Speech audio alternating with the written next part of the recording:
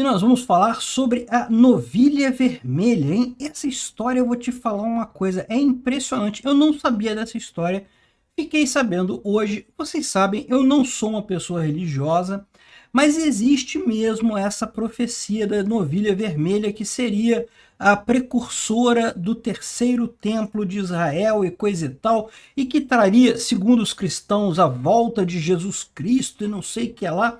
E olha só, eu já falei para vocês, eu sou ateu, eu não acredito em porcaria nenhuma. Eu acho que a gente tem uma reação química complicada pra caramba, que em algum momento acaba, e quando acabou, acabou mesmo, não sobra nada, não tem nada depois disso.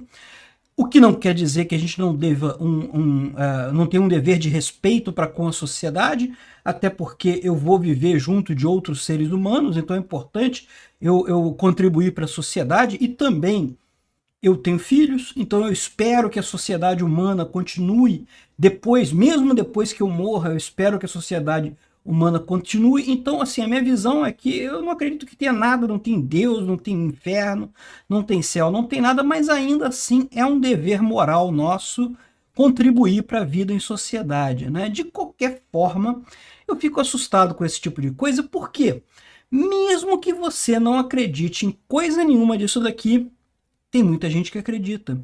E isso pode ser uma chave importante do que está acontecendo. Vou entender esse assunto aqui. E o que aconteceu foi o seguinte, olha só essa história, né? De novo, eu não sou religioso, eu não sabia disso, mas aparentemente existe uma profecia da novilha vermelha. Lá no antigo templo judeu, lá em Israel, né, no templo de Israel, vocês sabem, teve o primeiro templo, foi destruído pelos babilônios, se não me engano. Eu não tenho tanta certeza assim, eu não sou especialista em história. Dá uma procurada no Google aí. Teve o primeiro templo, foi destruído, depois teve o segundo templo, que foi destruído pelos romanos. Eu acho que é isso. Se não foi isso, de novo, dá uma procurada no Google que vai estar esclarecido lá para vocês. Mas o fato é, naquela época, os judeus sacrificavam novilhas. E um dos sacrifícios mais significativo eram as novilhas vermelhas. O que é uma novilha vermelha? É uma novilha, né? Um filhote de gado, né? Um filhote de vaca, que é totalmente vermelho, mas tem que ser totalmente vermelho, não pode ter um fiozinho branco ou negro, né? Vocês sabem, a maior parte do gado hoje em dia você tem novilhas de todas as cores. Branco, preto e vermelho são as cores mais comuns, né? Mas geralmente você tem uma mistura, tem um pedacinho vermelho, um pedacinho preto, um pedacinho branco e coisa e tal.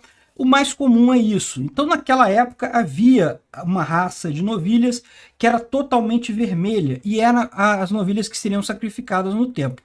E aí a profecia é a seguinte, parece que já há 2000 anos que não nascem novilhas vermelhas, porque é natural, né? Pela miscigenação você acaba tendo a influência e, tal como acontece na raça humana, quando você mistura pessoas de cores diferentes, você tem uma mistura da cor no final, então você não tem mais aquela novilha vermelha. E aparentemente haveria uma profecia que dizia que antes de surgir o terceiro templo, que seria, né, e que muita gente, inclusive muitos cristãos, associam a volta de Jesus Cristo na Terra, nasceria uma novilha vermelha, justamente para ser sacrificada nesse terceiro templo, né?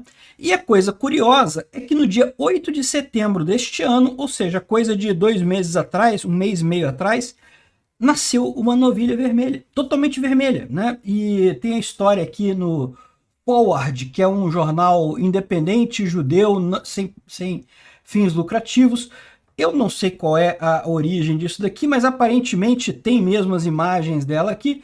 Vocês podem ver, parece que é um monte de novilha vermelha, mas, de novo, não pode ter um fiapo preto ou um fiapo branco na novilha. Então, embora você olhe aqui e veja todo mundo vermelho nessa história aqui, só uma dessas novilhas é a novilha vermelha. Ela só tem coloração vermelha, não tem nem um fiozinho branco nem preto, né?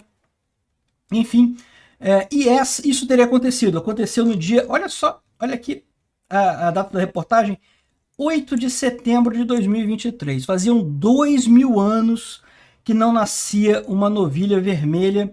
Isso aqui não foi por acaso não, tá? Parece que teve haviam pessoas lá em Israel tentando criar uma novilha vermelha, Mas vocês sabem, né? A questão evolutiva é mais ou menos como a entropia. A tendência é sempre misturar mais, né? Você purificar uma raça é muito difícil, né?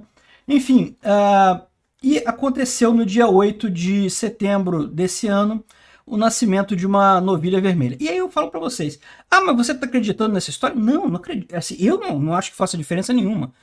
O problema todo é que tem gente que acha. E isso pode estar por trás de muita gente pensando que estamos chegando no fim do mundo, que Jesus Cristo vai voltar, que vai ter uma coisa colossal e coisa e tal.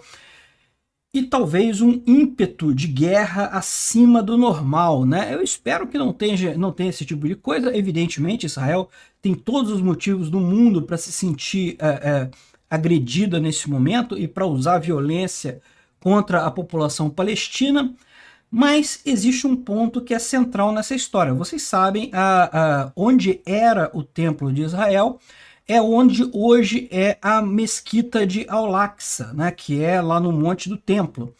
A história é que houve inúmeras idas e vindas e construções e destruições e coisa e tal, e acabou que Jerusalém é uma cidade que é considerada sagrada por 3 religiões ao mesmo tempo.